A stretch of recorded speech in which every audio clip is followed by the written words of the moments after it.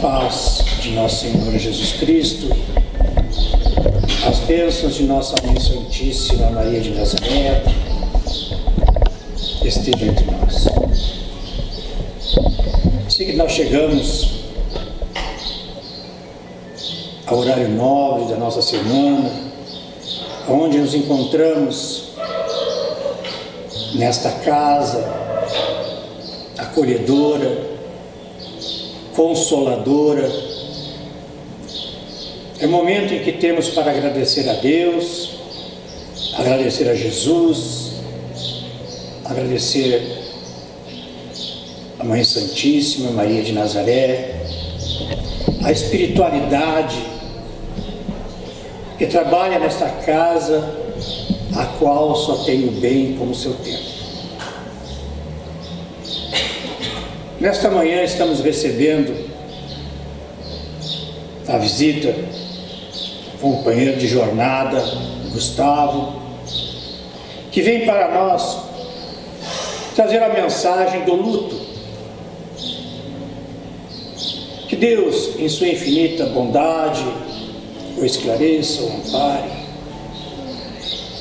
Que possamos nós, em harmonia, manter as vibrações para que ele seja intuído em apresentar o seu trabalho que carinhosamente preparou para nós no dia de hoje. E assim que, em nome de Jesus, em nome de nossa Mãe Santíssima Maria de Nazaré, na presença já de tão abnegados servidores da seara do Cristo, espíritos nobres que trabalham nesta casa, damos início a mais um trabalho do Grupo Benedita Fernandes. Que Deus abençoe a todos, que assim seja. Fique à vontade, Senhor. Bom dia a todos. Primeiramente gostaria de agradecer a Ana, a casa, todos os trabalhadores, os frequentadores, pelo convite que me foi feito para mais uma vez estar aqui conversando, não palestrando, mas conversando com todos vocês. E hoje nós vamos trazer o tema. Eu gosto muito, quando eu vou fazer alguma palestra, quando eu vou preparar alguma palestra, de olhar aquilo que está à minha volta e reparar, ver o que está acontecendo à minha volta, para buscar um tema mais pertinente possível para que a gente possa falar sobre o assunto. E no final do ano passado, um conhecido, não vou citar nomes nem nada, mas um conhecido passou por uma situação muito complicada na vida, que a família toda passou. O filho mais velho teve um mal súbito e veio a falecer. Ficou uma semana internado na UTI e veio a falecer de forma estranha, digamos assim. E essa pessoa era muito devota na sua religião. E a partir desse momento, ela passou de devota para uma pessoa revoltada. Não só com Deus, mas para com todo mundo à sua volta. E passou por um sofrimento muito grande. Sofrimento este que ainda persiste. Pessoa, logicamente, é muito compreensível, a perda de um filho. A pessoa acabar se entristecendo, a pessoa acabar passando por uma situação de luto muito grave, Mas quando essa dor ela persiste, quando essa dor lhe retira as forças, quando essa dor acaba trazendo essa revolta constante, isso acaba chamando a atenção, e aí nós temos uma questão que deve ser refletida. Mas independente do nome que se dê, falecimento, morte, passagem ou passamento, todos nós sabemos que essa é a nossa única certeza, que nós iremos enfrentar um dia.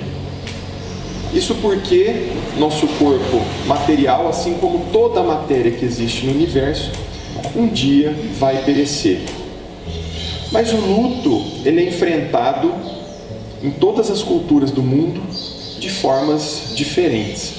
E essa diferença se dá justamente pela maneira como essas culturas enxergam ou entendem o destino do espírito após a morte do corpo físico. Basicamente, na cultura ocidental, onde acredita-se que após a morte do corpo físico nada mais existe, o luto ele é vivenciado de uma forma muito mais dolorosa, muito mais demorada e muito mais sofrida. Já na cultura oriental, aonde se tem a crença reencarnacionista, o luto ele é vivenciado de uma forma mais suave, mais tranquila, mais passageira. E aí nós levantamos algumas questões. Por que Deus então permitiria que um filho seu permanecesse eternamente usufruindo os benefícios do paraíso, vivendo em uma constante ociosidade? Será que Deus seria descuidado? Ou será então que Deus estaria privilegiando uns do que a outros?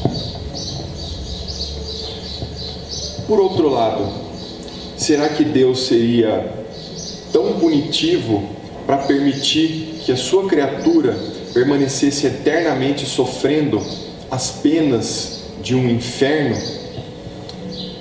Será que Deus então seria um ser vingativo, sem permitir que esse seu filho pudesse um dia resgatar essas faltas cometidas? E aí tem mais uma questão: por que uma pessoa boa que vive a sua vida auxiliando os outros, por que uma pessoa boa geralmente ela falece por questões tão simples, tão banais, enquanto pessoas más que prejudicam os outros, eles acabam, por pior que lhe aconteça, eles acabam sobrevivendo? Aonde estaria a justiça de Deus? Qual é o peso da balança que é utilizado? Mas tudo isso nós vamos verificar hoje, nós vamos compreender melhor como funciona a providência divina, como funciona a justiça de Deus. Mas o luto, gente, ele vem do latim luctus, e significa uma perda significativa geralmente de um ente querido. Um psiquiatra inglês chamado John Bowlby, ele criou a teoria do apego. E ele diz o seguinte: quanto maior for o apego ao objeto, esse objeto, logicamente ele diz no sentido figurado, que pode ser tanto um ente querido, quanto um relacionamento, quanto um animalzinho de estimação, uma condição social, ou até mesmo um objeto, quanto maior o apego a esse objeto, maior é a dor do luto. Então, trocando em miúdos ali, trocando em outras palavras, para John Bowlby, maior vai ser a dor do luto quando nós não tivermos mais a presença física daquele objeto querido. Ou seja, quando nós temos um exemplo, quando nós temos um parente que vai viajar para algum lugar do mundo, ainda que esta viagem, ainda que esta separação seja ali longa, ainda que nós saibamos que de repente lá para onde ele vai não tenha uma facilidade de comunicação, que nós vamos ficar muito tempo sem nos comunicar, nós sabemos que ele está lá. Nós sentimos sim uma saudade, mas nós sabemos que ele pode retornar ou nós irmos até ele. Então nós acabamos sentindo uma saudade. Porém, quando essa perda acontece através da morte, do falecimento, aqueles que ainda não acreditam na sobrevivência do espírito, eles passam a sofrer a dor do luto, e essa dor muito mais pesada. A ciência já vem estudando a morte através da tanatologia. Esse é o campo da ciência que estuda a morte. Thanatos, que é um deus grego, da mitologia grega, que é o deus da morte, e logia, que vem de logos, que vem de conhecimento, conhecimento da morte. É muito comum nos serviços funerários oferecerem a tanatopraxia, que é a preparação do corpo para o velório, né? E essa preparação do corpo já vem de muito tempo antes, desde os egípcios, né, que preparavam ali os corpos através da mumificação, né? Os gregos também tinham um costume que era colocar uma moeda em cima de cada olho do corpo, para que o espírito utilizasse aquelas moedas para pagar o barqueiro chamado Caronte, para fazer a travessia do espírito, do mundo dos vivos para o mundo dos mortos. Hoje nós temos outro tipo de preparação, mas nós também fazemos a nossa preparação para a morte. E aí vem aquela questão: será que nós estamos realmente preparados para a morte? Será que nós já conseguimos enfrentar essa situação? É um tanto quanto complicado, né? Ninguém fica pensando o que vai acontecer no dia da morte, ninguém nem quer pensar nisso, né? Mas isso nada mais é do que natural. Mas o luto, ou melhor dizendo, a pessoa enlutada. Outro dia eu estava assistindo uma palestra, e aí a pessoa ela fez uma comparação da pessoa enlutada. Eu achei muito pertinente. A pessoa enlutada, ela está vivenciando uma situação atípica. Ela está passando por um turbilhão de emoções, de sentimentos, que vem lhe trazendo um distúrbio, uma pressão muito grande. Então eles comparam a pessoa enlutada a uma panela de pressão. Você não pode simplesmente tirar a tampa daquela panela para que ela solte aquela pressão de uma vez, porque senão ela explode. E você também não pode permanecer com aquela panela fechada, porque também aquela pressão vai fazer com que ela exploda. Então aquela pressão, ela deve ser sim aliviada, mas aos poucos, de forma constante, de forma suave, para que aquela pessoa possa se reequilibrar, para que aquela pessoa possa se acalmar e se adaptar àquela nova situação. Mas o luto, ele é todo um processo psicológico que nós devemos necessariamente passar, para que possamos amadurecer e aprender a lidar com a dor da perda. Basicamente, em 5 fases que afetam uma pessoa ou pode afetar toda uma família. A primeira fase é a negação.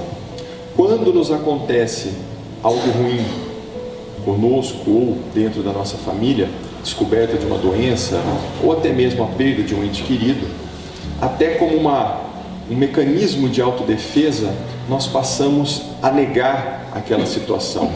Não, isso não pode estar acontecendo comigo, isso não pode estar acontecendo com a minha família, não é verdade o que me contaram.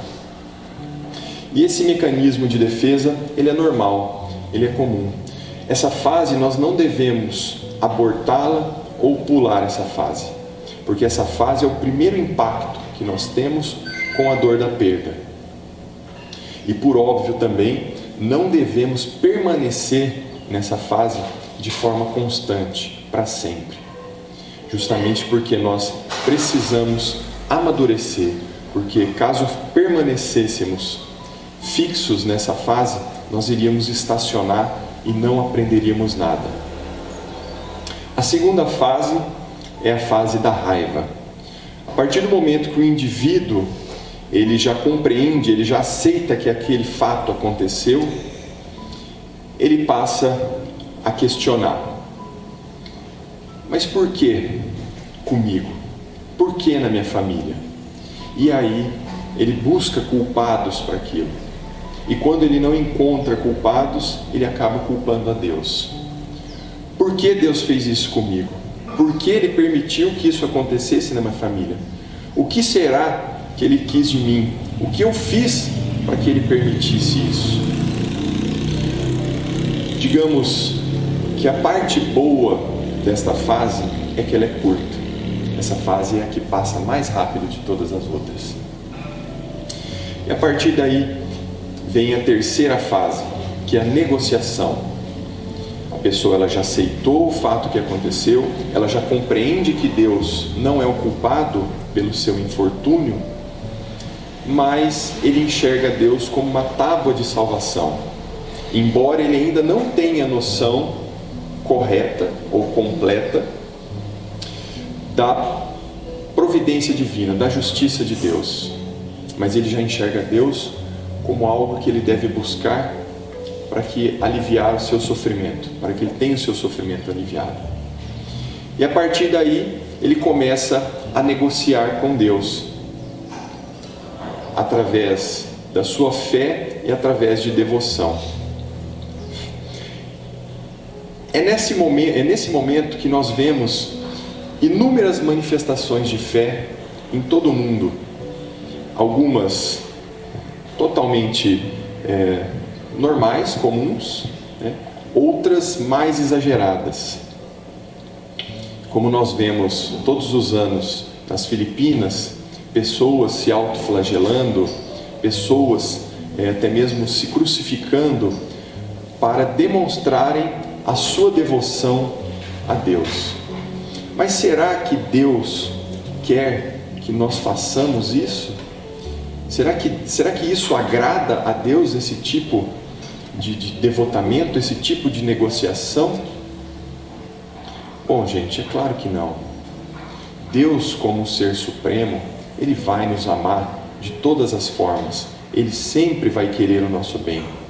Não há necessidade de negociarmos com Deus para que Ele goste de nós ou para que tenhamos manifestações extremas de devoção para que agrade aos olhos de Deus. Quando nós passamos a negociar com Deus, como diz Kardec, no Evangelho segundo o Espiritismo, nós acabamos emprestando as nossas limitações humanas a uma divindade. Não há necessidade disso. Quarta fase é a fase da interiorização. A pessoa já compreende melhor a sua situação, ela acaba se interiorizando mais, ela passa a fazer mais reflexões, ficar mais pensativa, e neste momento ela acaba buscando as lembranças, boas lembranças que ela tinha com seus entes queridos, com seu ente querido, viagens, jantares, festas, confraternizações, risadas, músicas, piadas. Porém, nestas boas lembranças, muitas vezes acabam vindo também algumas lembranças não tão boas. Algumas desavenças, discussões, e aí acaba vindo junto o remorso. É um beijo que eu não dei, é um abraço que ficou para trás, é um muito obrigado, é um perdão, é um eu te amo que não foi dito. E é nessa fase, meus queridos amigos, aonde nós temos também as maiores demonstrações de dor que o luto pode trazer. A minha esposa, ela trabalhou durante um bom tempo em um cemitério e crematório lá de Londrina, na área administrativa. Então, ela conviveu muito tempo com essas demonstrações. E ali, ela trazia todos os dias histórias diferentes. Mas uma história que me chamou muito a atenção era de um pai que todo santo dia ele ia até o cemitério. Faça chuva ou faça sol, faça calor ou faça frio, ele estava lá. E ele ia visitar o túmulo do filho. E todas as vezes que ele fazia essa visita, ele deitava de bruços em cima do túmulo do filho e passava a tarde toda chorando em cima do túmulo dele. Eu imagino, ou tento imaginar, o tamanho da dor que esse pai sentia. O tamanho do vazio que ele devia ter para estar numa situação dessa.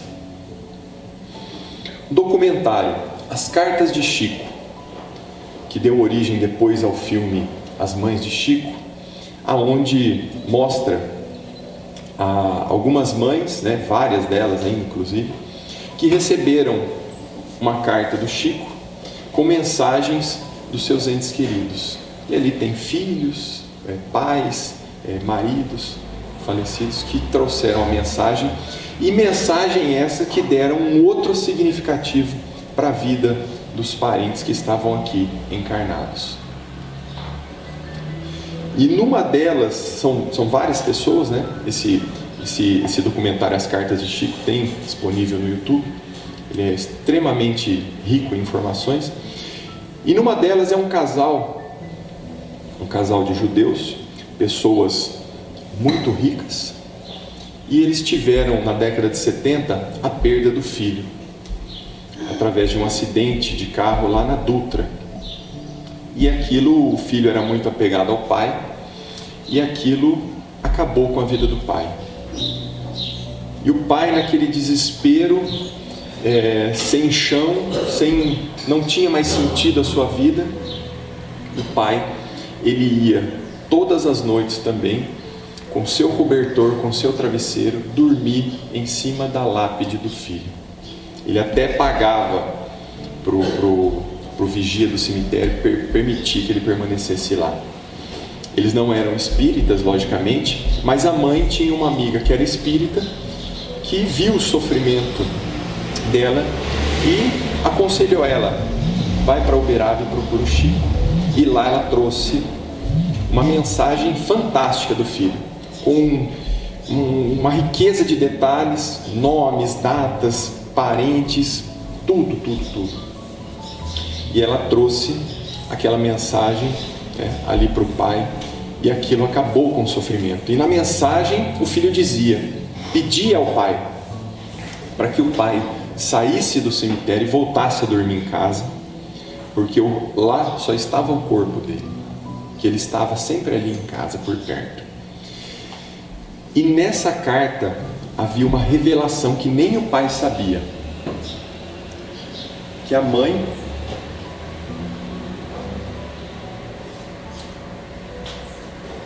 ele pedia para que a mãe desistisse da ideia do suicídio, e nem o pai sabia.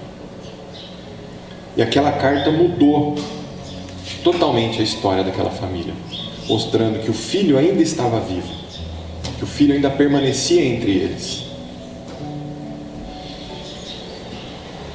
Quinta e última fase é a fase da aceitação.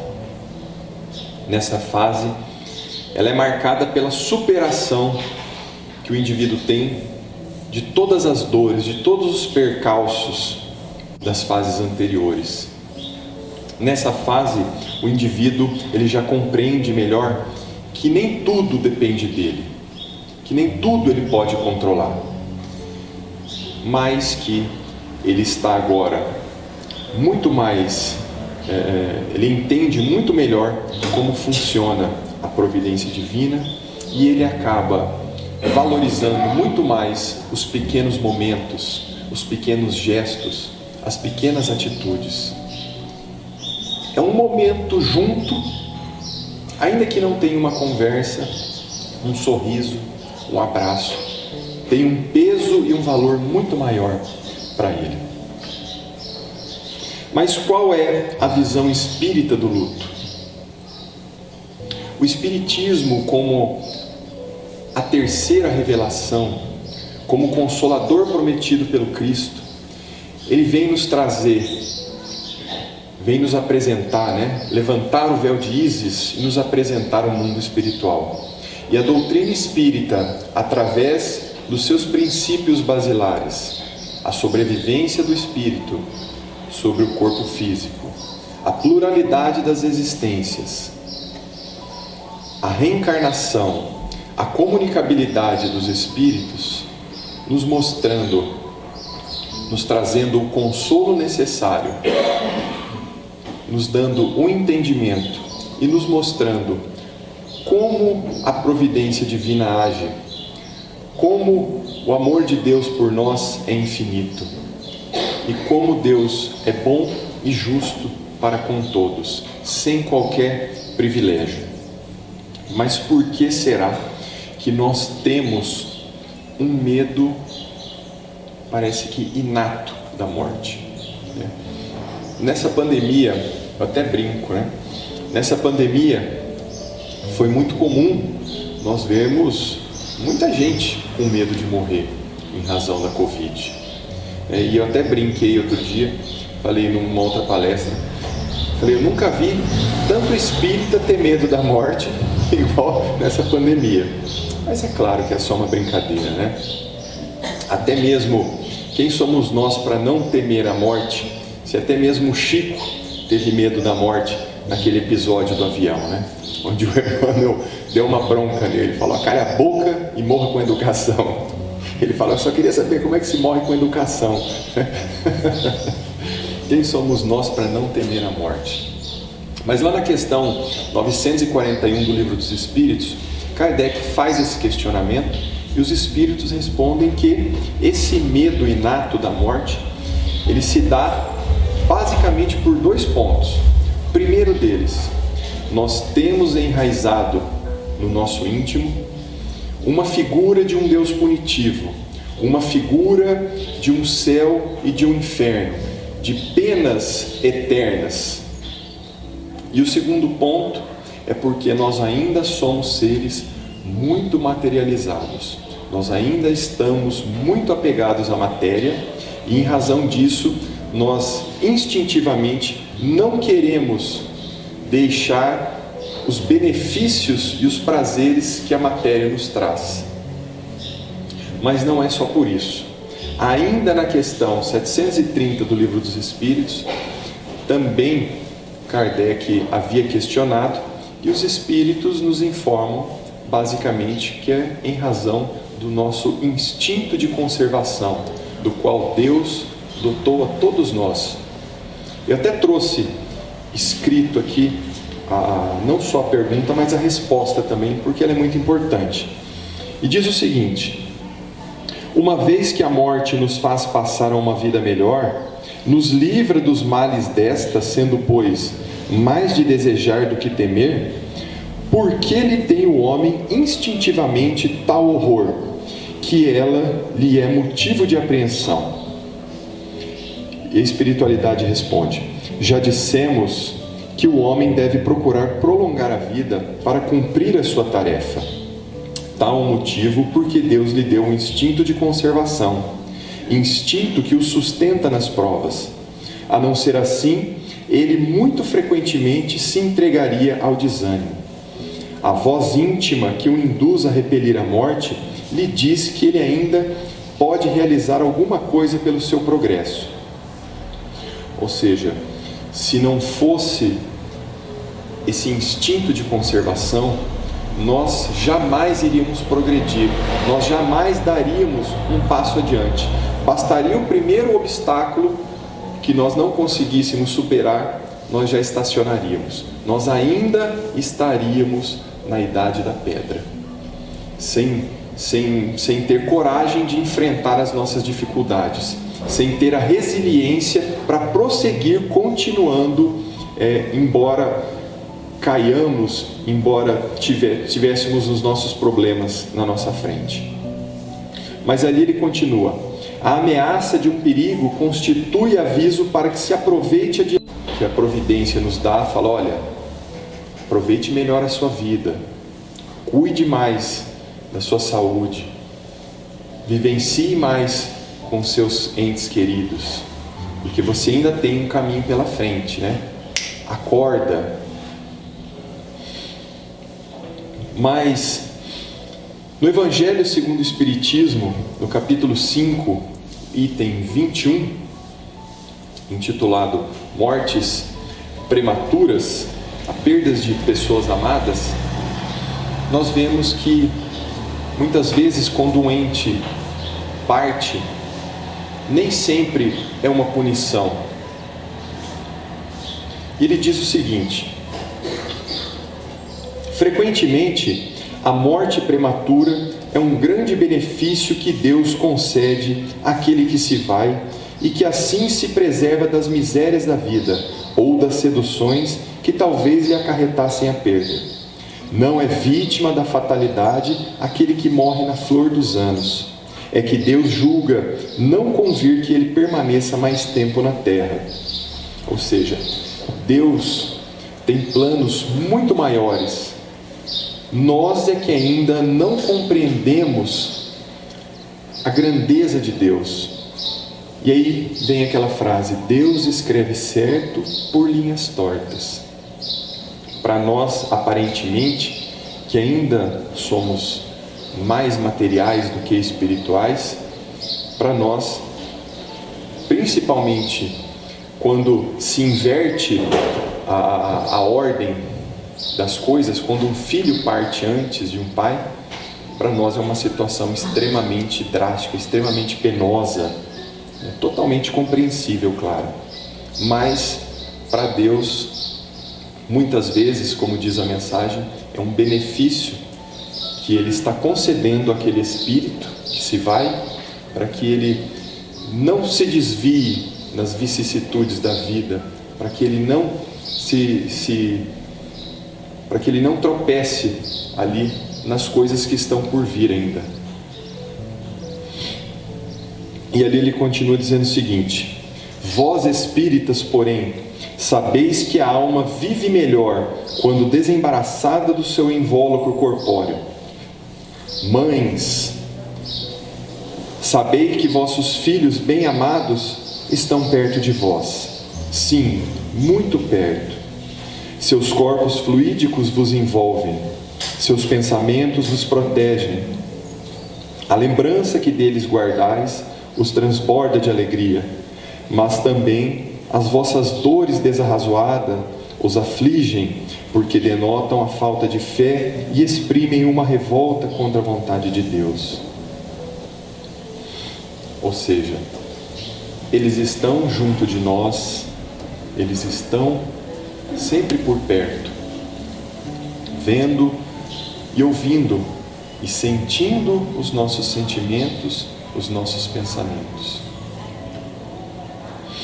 Lá no capítulo, ainda no capítulo 5, agora no item 22, intitulado Se fosse um homem de bem, teria morrido, nós vemos muitas vezes que uma pessoa boa, ela parte antes de uma pessoa má, justamente porque ela já cumpriu com o seu papel. E a espiritualidade compara a encarnação a uma prisão. E eles dizem o seguinte: quando dessa partida é uma libertação.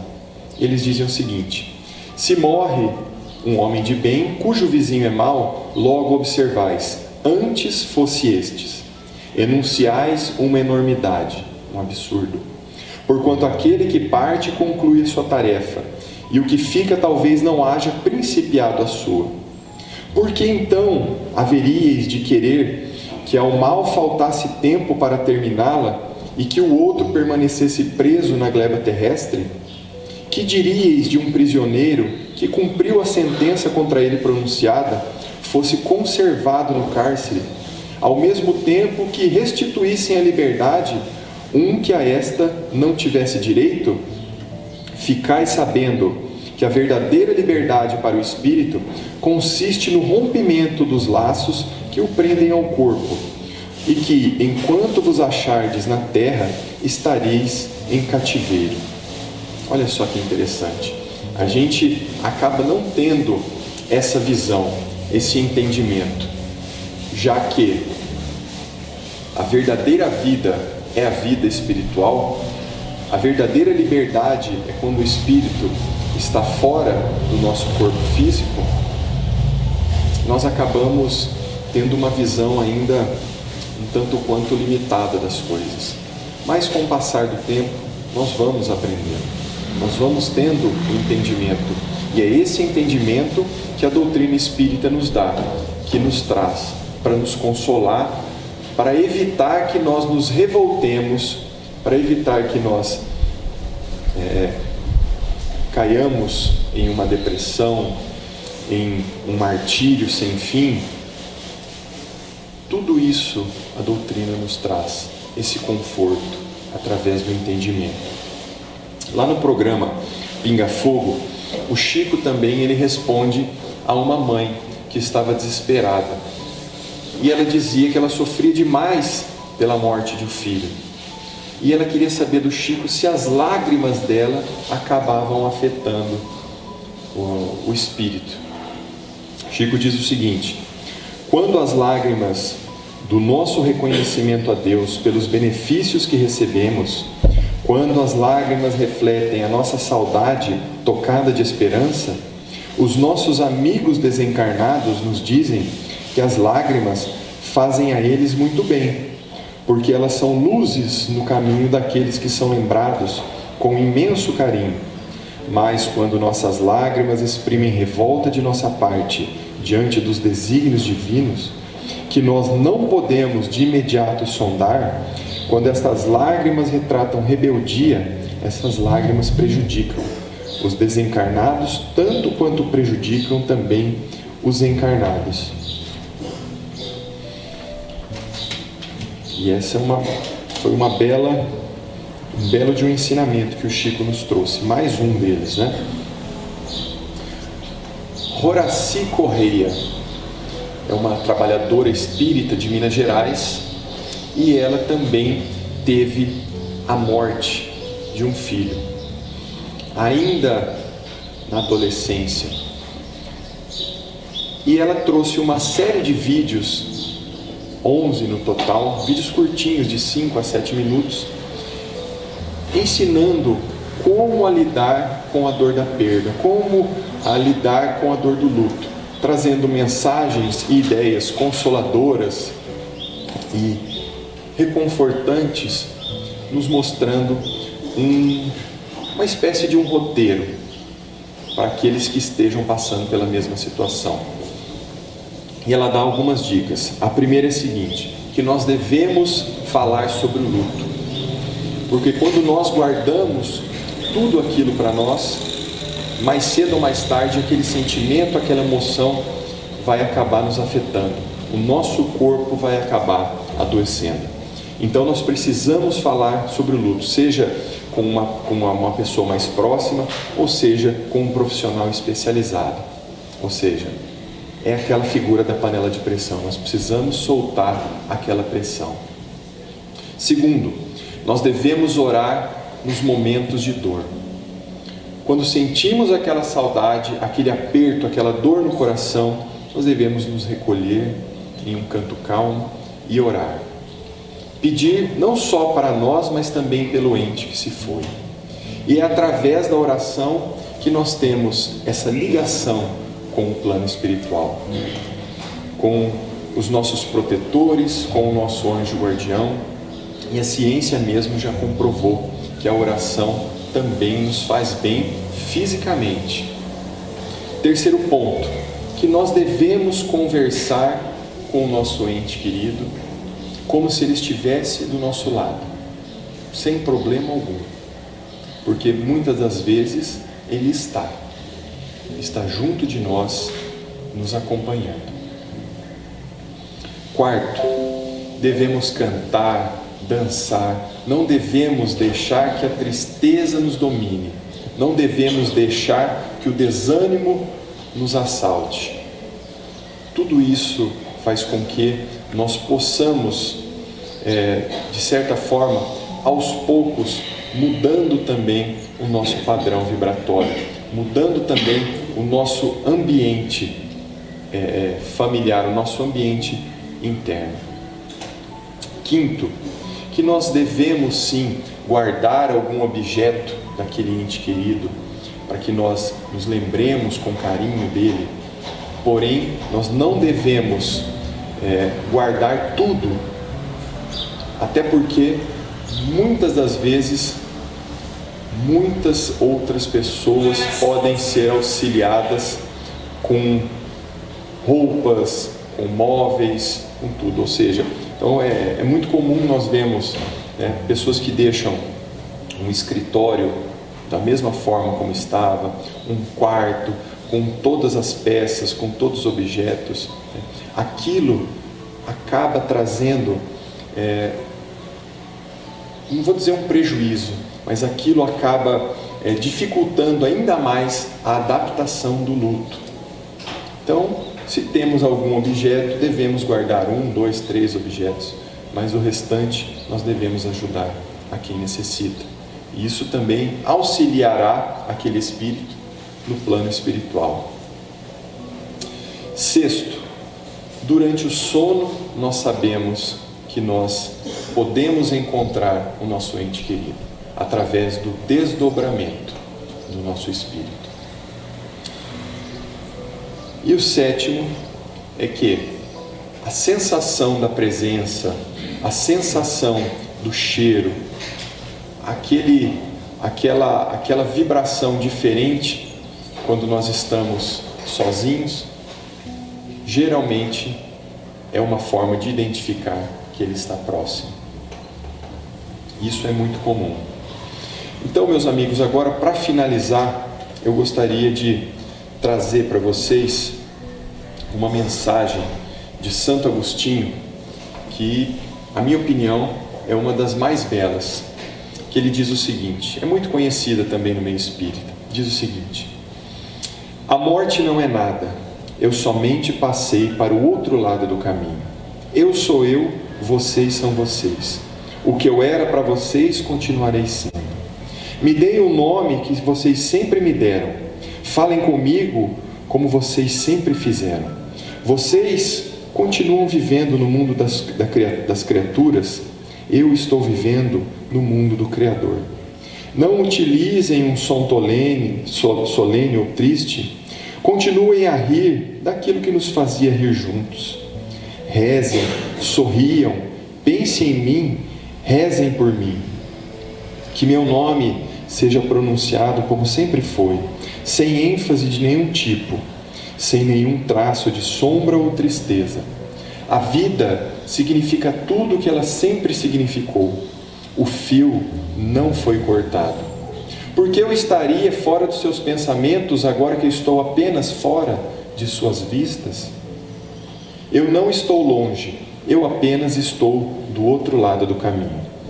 Você que aí ficou, siga em frente, a vida continua, linda e bela, como sempre foi.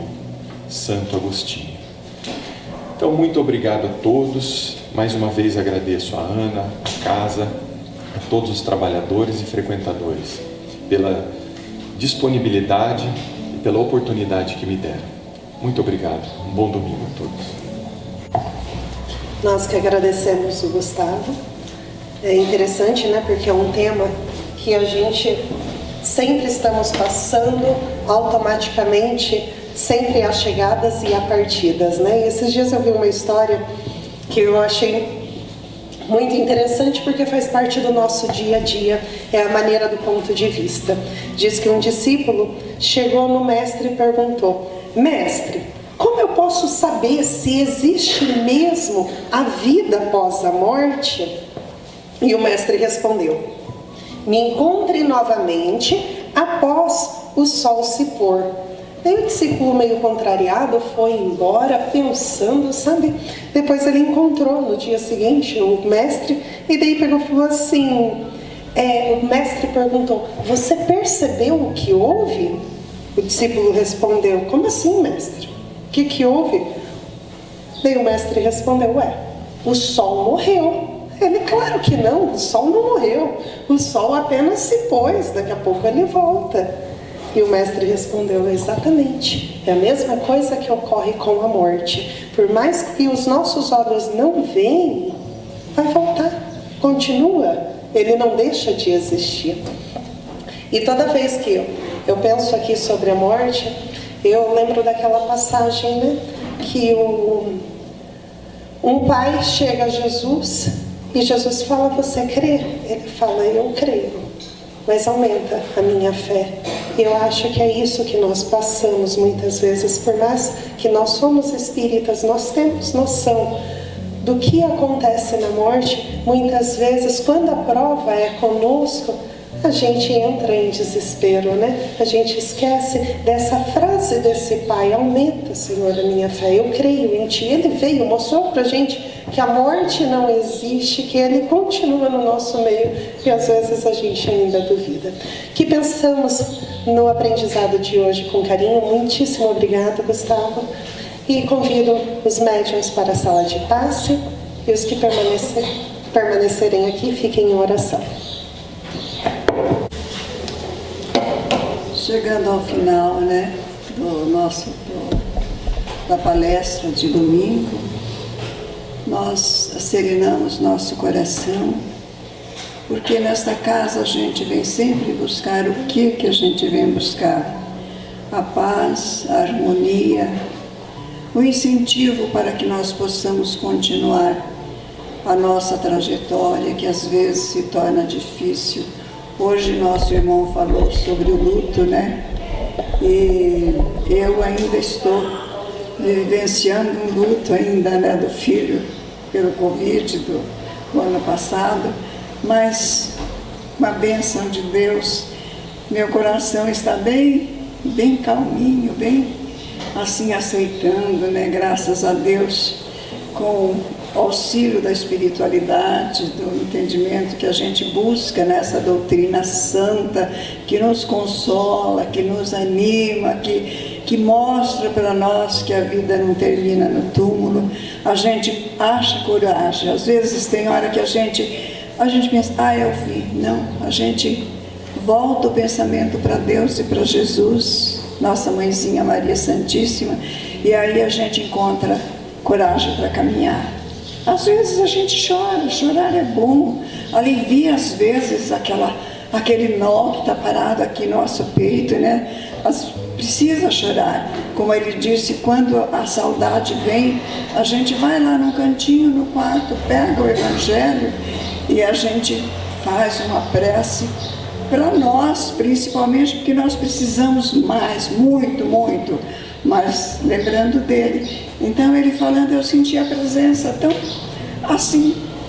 Olha aqui, o caminhar com Deus, o caminhar com a fé, com essa doutrina que nos anima. Então, meu agradecimento, nosso agradecimento a ele, porque trouxe mais um esclarecimento para a gente sobre o luto, né?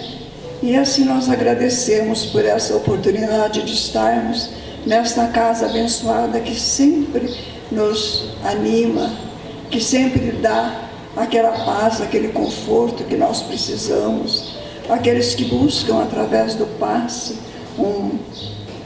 uma energia que às vezes está faltando.